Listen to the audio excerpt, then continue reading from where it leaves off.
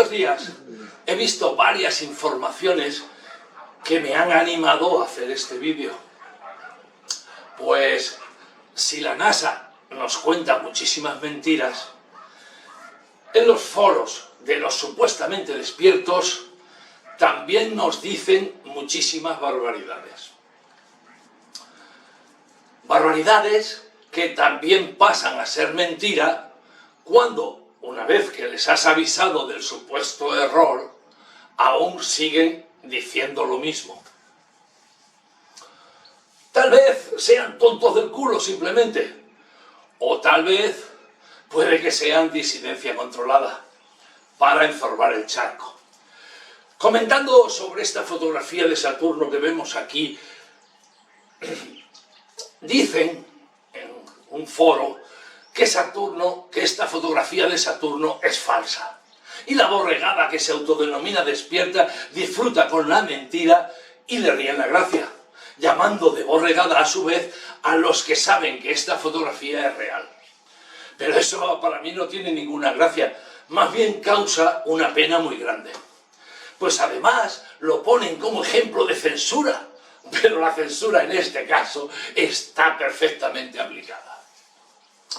Y no es nada raro en el mundo de los despiertos roncando este tipo de afirmaciones y otras peores.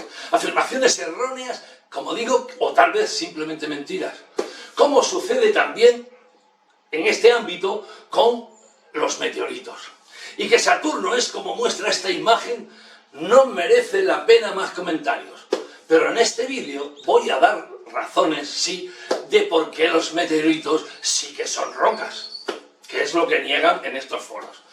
Y por el bando de los de la NASA, no sé si es que también son así de brutos o simplemente son propagadores de mentiras a sueldo. Que de todo habrá y mucho. Pues viendo algunos de sus vídeos, me he entretenido durante varios días en analizar los supuestos eclipses de la NASA en Júpiter y ahora voy a comenzar por los meteoritos. Que como he dicho, hay quienes niegan su naturaleza rocosa o su naturaleza material. Pues algunos dicen, y muchos los creen, que los meteoritos son de naturaleza electromagnética, plasma o cualquier otro delirio que se les ocurra. Y esto es debido a que estas personas, al no haber observado el cielo detenidamente, personas que no han visto los astros con telescopios, personas que ni tan siquiera han sido astrónomos aficionados. Estas personas han sido informadas de las mentiras de la NASA. Y como ya he dicho, son muchas y muy gordas. Pero estas personas, al no saber ellas discernir lo real de lo truculento por ellas mismas, simplemente se creen a sus informadores, aunque estos informadores sean analfabetos en astronomía. Y ya por eso creen que todo lo que salga de la NASA es mentira. Y es cierto, hay muchas mentiras de la NASA. Y casi todo lo que nos muestra es mentira. Pero eso no es motivo para dudar de otras cosas que sí que son reales. Y en esta imagen muestro una de esas gigantescas mentiras de la NASA. Tras muchas horas de investigación, he encontrado estas dos fotografías de la NASA que, según nos dice, fueron tomadas desde el módulo de mando al módulo lunar cuando salía de la Luna, como solían hacer siempre y desde el mismo sitio. Ponen hasta el nombre del astronauta que la tomó. En todas estas falsas misiones Apolo hacían lo mismo. Y aquí podemos ver que la mentira es escandalosa, pues en estas supuestas fotos podemos apreciar dos distintos módulos, el 11 y el 15 creo recordar, que ya salían de la Luna. Pero resulta que si te fijas en la imagen de la Tierra, en estas supuestas fotografías, la Tierra es la misma. Y esto se aprecia fijándonos bien en que las nubes de la Tierra en estas imágenes son las mismas. Pero eso es imposible, pues estas supuestas fotos fueron tomadas en fechas muy diferentes, lo que demuestra un burdo montaje fotográfico que delata la mentira. Pero estas mentiras descaradas, como digo, no justifican que muchos de los integrantes del colectivo terraplanista nieguen ya todas las imágenes de la NASA, hasta las imágenes de los planetas, de las estrellas, etcétera, etcétera. Que eso sí, puede ser que estén retocadas con un poquito de color, pero son imágenes reales. Y estos que descubrieron las mentiras de la NASA ya no se creen nada que venga de ella, ni siquiera una foto de su casa. No se creen que existan rocas volantes como los meteoritos, pero que existen estas rocas volantes es muy fácil de comprobar. En primer lugar, se ven caer en el cielo, en la noche. E incluso los he visto caer durante el día cuando estas rocas son mayores que las llamadas estrellas fugaces. Lo más raro de estos meteoritos es que caen tangencialmente a la Tierra, cuando, por su pequeño tamaño, deberían ser atraídos todos hacia el centro de la Tierra y, por tanto, caer verticalmente hacia ella y no tangencialmente. Pero eso nunca sucede, ni tan siquiera curvan su trayectoria. Parece que no les afecta la mágica gravedad. Y se puede comprobar que no son eléctricos ni otras suposiciones, pues se ve que se incineran y se deshacen al entrar en la atmósfera, ardiendo por unos segundos y dejando un rastro rojizo al deshacerse. Y si son grandes, los restos caen a la Tierra. Pueden ser, eso sí, de distinta materia, pues los he visto enormes y de distintos colores. Y en una ocasión vimos uno que iluminó toda la zona en la noche como si fuese de día. Y dejó además una nube de humo a gran altura que persistió toda la noche. Además, se pueden encontrar esas rocas que están quemadas, fundidas en su exterior. Rocas que suelen ser atraídas con un imán. Y por eso son más fáciles de encontrar con un detector en los desiertos y en los lugares nevados, o buscándolos en sitios donde ya se les ha visto que iban a caer. A lo largo de mi vida he visto a simple vista y con telescopios varios cometas. Y estos son sin duda objetos materiales que vuelan por el espacio exterior a la Tierra. Una prueba irrefutable de ello fue el cometa Shoemaker-Levy. Hace 26 años pudimos observar este cometa y sucedió que al acercarse a Júpiter se deshizo en trozos. Un collar de perlas lo llamaron. La NASA nos lo mostró, pero ¿esto fue real? Pues también lo pudimos ver con telescopios de aficionado, como podemos ver en este otro vídeo. Las imágenes, y esto es importante, son en tiempo real, tal y como se veían a través de un telescopio de aficionado, ya que en muchas ocasiones lo que vemos en los medios de comunicación son fotografías animadas a todo color. En primer lugar, Júpiter unos días antes del choque del cometa, tal y como se veía a través del telescopio. En las siguientes 3 tomas se ven ya las huellas del choque del cometa que llegó fragmentado a la superficie de Júpiter y ocasionó, entre otros, estos 2 puntos negros en la parte superior del planeta. El impacto fue en el hemisferio sur de Júpiter, pero como ya sabrán los que utilizan telescopios astronómicos, la imagen se ve invertida. Procedo a parar la imagen. Se aprecian bastante bien las 2 bandas nubosas de Júpiter y los 2 puntos negros en la parte superior de la imagen. Cada uno de esos puntos negros es bastante más grande que el tamaño de la Tierra. Para finalizar, se ven 2 tomas de Júpiter con un ocular de más aumentos, por lo que se pierde nitidez, pero se siguen observando las huellas del impacto. Muchos fuimos testigos del choque del cometa Shoemaker-Levy contra Júpiter, que como suele ser normal, lleva el nombre de quienes lo vieron por primera vez. Y este cometa se vio totalmente cómo chocaba contra Júpiter. Por tanto, quienes niegan las rocas o objetos materiales volantes ignoran estos hechos. Y aquellos que además se niegan a creerlo una vez que se les ha explicado, aquellos que se niegan cerradamente a creerlo, solo pueden ser fanáticos creyentes en las mentiras y en las fantasías. Pero volvamos a Júpiter. Esto es lo que se puede ver con una P1000 de 100 aumentos. Y esto, otro, es lo que se puede ver con un telescopio mediano de aficionado, que da mucha más calidad y que pueden llegar a 300 o 400 aumentos fácilmente. Muchísimo más que estas mentirosas cámaras P1000 y P900, muy promocionadas por algunos terraplanistas, y que estas cámaras son mentirosas porque alejan la imagen muchísimo para luego dar la impresión de que aumentan mucho más de lo que realmente aumentan. Y según nos asegura la ciencia astronómica, estos son los tamaños de Júpiter y Saturno con respecto a la Tierra. Según nos aseguran, dentro de Júpiter cabrían 1.321 tierras.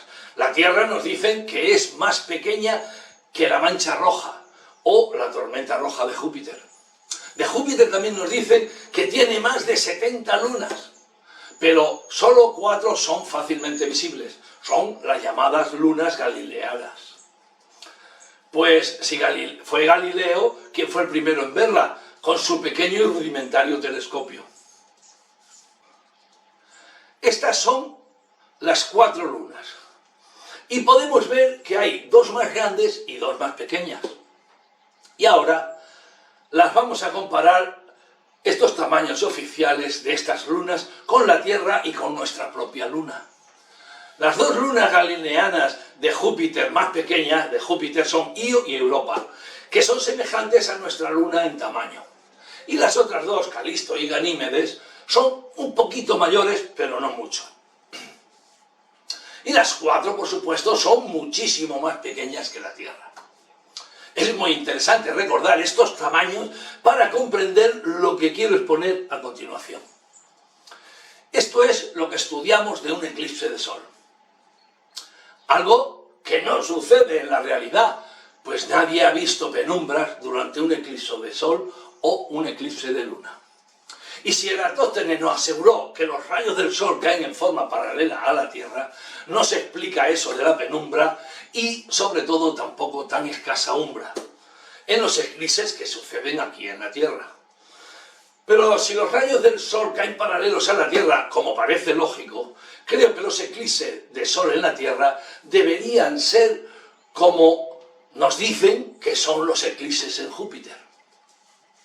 O iguales como este que se ve en el dibujo inferior de la imagen. Muchos terraplanistas aseguran que los rayos del Sol caen divergentes sobre la Tierra, basándose en lo que se puede ver cuando el Sol atraviesa las nubes, diciendo que el Sol es pequeño y muy próximo a la Tierra. Pero decir esto simplemente es una barbaridad. ¿Cómo va a estar el Sol a la altura de las nubes? Pues está claro que el Sol no está encima de las nubes. La realidad del eclipse solar en la Tierra es que la Luna proyecta una sombra, que curiosamente viene a ser unas 400 veces menor que su diámetro. Se dice que solo oscurece un círculo de unos 100 kilómetros de diámetro, aunque hay testigos que me han dicho que la sombra es muchísimo menor. No pude ir a ver y a documentar el último eclipse solar en Argentina por culpa de la pandemia, aunque ya lo tenía todo dispuesto. Pero espero apasionadamente el eclipse del año 2026 que pasará por España, para así comprobar por mí mismo las dimensiones de las sombras y otras curiosidades del eclipse, si es que aún estoy vivo para esas fechas, y haré lo imposible para asistir a ese evento. Hemos estudiado que un eclipse es algo así como vemos en el dibujo. Recordemos que nuestra luna es del tamaño similar a las lunas de Júpiter y que nuestra luna, según nos aseguran, está a 400.000 kilómetros más o menos. Y la luna de Júpiter nos aseguran también que están entre 400.000 kilómetros la más cercana y hasta los 2 millones de kilómetros la más alejada. Pero en Júpiter no sucede como en la Tierra, según la NASA y el mismísimo Curve Planet. Pues allí los eclipses son del mismo tamaño que sus lunas o incluso muchísimo mayor. Las sombras en las lunas de Júpiter en sus eclipses son enormes. Y son sombras perfectas y, por supuesto, sin penumbra. Y son de igual tamaño que las lunas que las proyectan o incluso mayor. Las imágenes de la NASA y PMI así lo aseguran. Según estas imágenes, aunque las lunas están a muy distintas distancias de Júpiter, sus sombras se comportan todas del mismo modo y son sobre Júpiter del mismo tamaño que las lunas, en unos casos, en otros ya veremos qué es más. Sombras con una maravilla de negrura y una maravilla de perfección. Enormes sombras sobre Júpiter, increíbles sombras sobre Júpiter durante sus eclipses. Son sombras perfectas y además algunas casi tan grandes como la Tierra, como en este vídeo se nos muestra y nos lo muestra la NASA. En este otro vídeo parece un Júpiter más real, menos coloreado, y vemos lo mismo sobre las sombras y su tamaño. Y es que estos vídeos son muy curiosos o son muy falsos, y nos muestran las lunas y sus sombras muy contrarias a la luz que las ilumina totalmente. Y esta PMI o Curve Plane, como se llame, hizo un vídeo con un pequeño telescopio de 6 pulgadas de un eclipse de Júpiter. Pero la misma NASA nos muestra otro vídeo en donde las lunas de Júpiter proyectan enormes sombras. Pero en este vídeo las lunas ya aparecen ridículamente pequeñas, cuando en los otros vídeos las lunas eran enormes y coloreadas. Y en este solo sale un puntito. Y esto ya no tiene ninguna explicación. Es que aquí hay muchas cosas que no cuadran en estos eclipses. Estas fuentes, como la NASA o PMI, y cuando digo NASA digo todas las agencias espaciales, no cuadran. Pero esto me lo van a explicar Tetraedron, Iridium y todos esos NASA Lover. Aunque estos, al ser creyentes en las mentiras de la NASA, son muy poco fiables.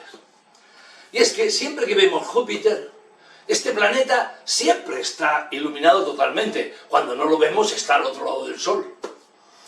Igual que sus lunas, siempre iluminadas.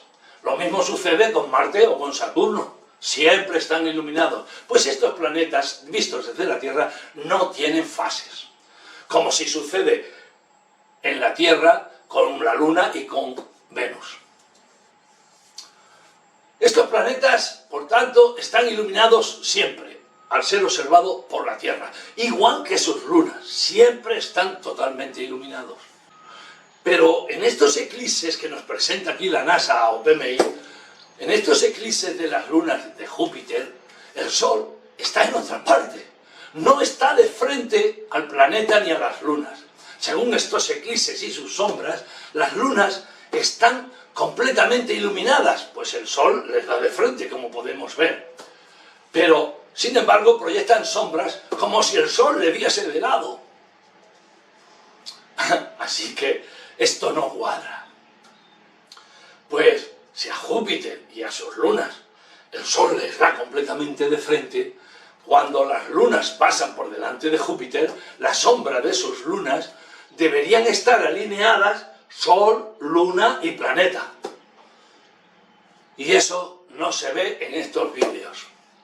Es más, son lunas y sombras que no están alineadas ni cuando las lunas pasan por el propio centro del planeta. Como aquí podemos ver, la sombra debería estar en línea. En línea con el Sol, con la Luna y con el planeta. Pero en estos vídeos que nos muestra la NASA y PMI, no es así. Por tanto, debemos aprender a discernir por nosotros mismos qué es verdad y qué es mentira. Y no creernos a analfabetos en astronomía. A gente que está muy sorprendida con todo lo que ha descubierto y que ya no pone atención a lo que es la pura realidad. Para eso hay que prepararse, hay que estudiar, hay que formarse y no ser un seguidor de analfabetos astronómicos.